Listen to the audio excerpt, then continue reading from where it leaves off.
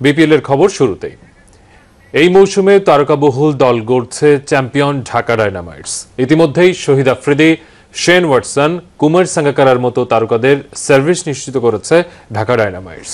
এদিকে কোচ মাহেলা জয়াবর্ধনের নেতৃত্বে Chris Lynn আর পাকিস্তানি জুনায়েদ খান সরফরাজদের নিয়ে শিরোপা লড়াইয়ের জন্য প্রস্তুত হচ্ছে খুলনা টাইটান্স।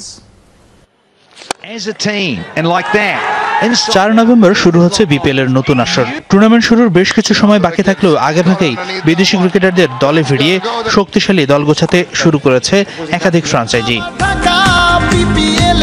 ঢাকা কেন্দ্রিক বিপিএল স্বভাবতই সবচেয়ে জনপ্রিয় ঢাকা ডায়নামাইটস। সমর্থকদের চাহিদা আর শিরোপা ধরে রাখার মিশনে সবচেয়ে তারকাবহুল দল এখন পর্যন্ত গড়েছে ঢাকা। ইতিমধ্যেই Pakistani superstar Shahid Afridi, Shane Watson, Kumar Sangakkara, Mohammad আমের, সুনীল নারিন ও এভেন লুইসের সার্ভিস নিশ্চিত করেছে দলটি। টুর্নামেন্ট শুরুর আগে আরও কিছু নামী বিদেশি ক্রিকেটার যোগ হতে পারে ঢাকার ডেরায়। সেই সাথে সবকিছু ঠিক থাকলে আইকন ক্রিকেটার সাকিব আল হাসান সঙ্গে নাসির হোসেন, মুস্তাফিজুর রহমানকে রিটেইন করার কথা ডায়নামাইটসে। গেল আসরে ঢাকার হয়ে খেলা মাহেলা জয়াবর্ধনে এবার কোচের ভূমিকায় থাকছেন।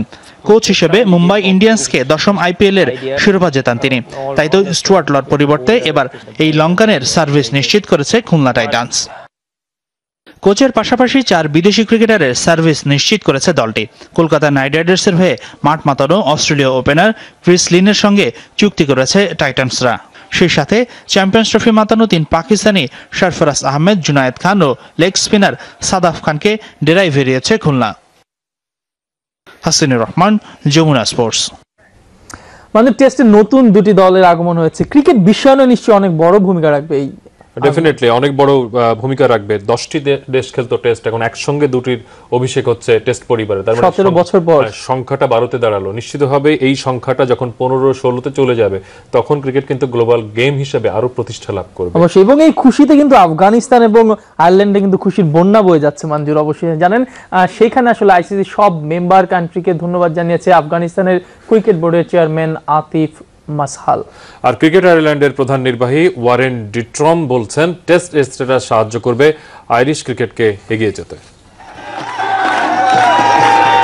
টেস্ট স্ট্যাটাস পাওয়ার পর এমনই উৎসব চলছে এখন পুরো আফগানিস্তান জুড়ে, যেখানে এক কাতারে শামিল ক্রিকেটার, সমর্থক, বোর্ড কর্মকর্তা সবাই।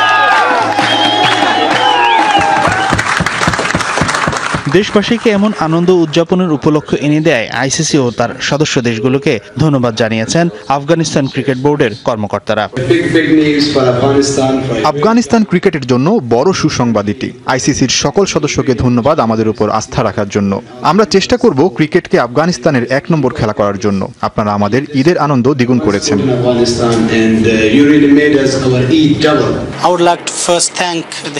আমি আইসিসি চেয়ারম্যান শশাঙ্ক মনোহরকে সবার আগে ধন্যবাদ দেব, কারণ দায়িত্ব নেওয়ার পর প্রথম মিটিংয়েই তিনি আমাকে বলেছিলেন তোমাদের জন্য সুসংবাদ আসছে।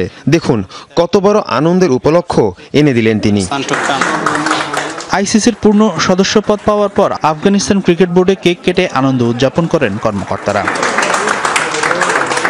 টেস্ট স্ট্যাটাস পাওয়ায় বাংলাদেশ ক্রিকেট বোর্ড থেকে শুরু করে অন্যান্য বোর্ড, বিশ্বের সাবেক ও বর্তমান ক্রিকেটাররা অভিনন্দন জানিয়েছেন আফগানিস্তান ও আয়ারল্যান্ডকে।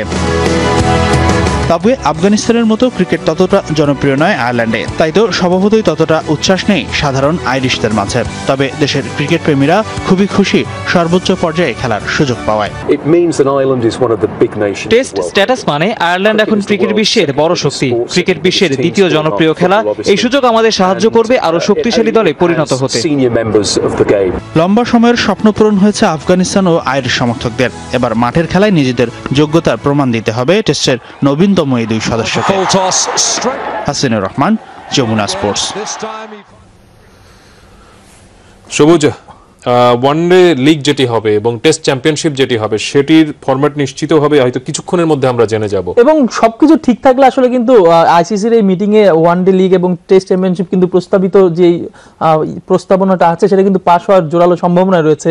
এবং এটা হলে কিন্তু নিশ্চয়ই মানুষ বাংলাদেশের মতো যারা একটু নিচের সারিতে রয়েছে তাদের নিশ্চয়ই অনেক সুবিধা হবে, কারণ সব দেশের সঙ্গে খেলার একটা হোম এন্ড অ্যাডভান্টেজ পাবে। আগামী 4 বছর বাংলাদেশ বাকি যে 8টি দেশ তাদের সঙ্গে কিন্তু 2টি সিরিজ কমপ্লিট করতে হবে। হ্যাঁ, তার মানে home and away 4 এবং বছরে 4 বাংলাদেশে বছর 8 দুনো 16টি 12টি সিরিজ হবে 4 বছর। অ্যাকচুয়ালি 12টা হয়তো কনফার্ম হয়েছে, আরো 4টি কিন্তু অ্যাড করতে হবে, কারণ হোম এন্ড অ্যাওয়ে ভিত্তিতে আপনাকে দুটি করে সিরিজ খেলতে হবে। সেক্ষেত্রে হয়তো বাংলাদেশ 16টি সিরিজ খেলবে। তা যদি আপনি দুটি করে টেস্টও ধরেন বা 3টি করে টেস্টও ধরেন, সেটা কিন্তু নাম্বার অফ টেস্টেস কিন্তু অনেক বেড়ে যাবে এবং এতে করে নিশ্চয়ই ক্রিকেটের প্রতিযোগিতাটা অনেক বাড়বে, কারণ এতদিন বাইলেটারাল সিরিজগুলো হতো আপনি জানেন, এখন কিন্তু সিরিজের কারণে একটা লক্ষ্য থাকবে যে আমার বছর শেষে আমার পয়েন্ট কাউন্ট হচ্ছে, আমার র্যাঙ্কিং এ ইফেক্ট পড়ছে, এই জিনিসগুলো নিশ্চয়ই অনেক বেশি কম্পিটিটিভ। সবচেয়ে বড় যেটি হবে, বাংলাদেশ কিন্তু হোমে বেশি টেস্ট খেলতো, অ্যাওয়েতে বেশি খেলতো না। এখন কিন্তু অ্যাওয়েতে বেশি টেস্ট খেলার সুযোগ পাবে। অ্যাওয়েতে বেশি টেস্ট খেললে হবে কি, বাংলাদেশ দলের কিন্তু দক্ষতা আরো বাড়বে এবং টেস্ট ম্যাচে বাংলাদেশ তাদের যে শক্তির জায়গাটা সেটা আরো বেশি প্রুভ করতে পারবে। তার মানে কি, পেস বোলিংটা আরো বেশি স্মুথ হবে। বাংলাদেশের স্পিনাররা হোম কন্ডিশনে অনেক ভালো করেন, তাদেরও কিন্তু ওই যে বাইরের কন্ডিশনে খেলার একটা অভিজ্ঞতা হবে। সুতরাং সব মিলে কিন্তু বাংলাদেশের জন্য খুব ভালো একটা সুযোগ। অবশ্যই মঞ্জুর।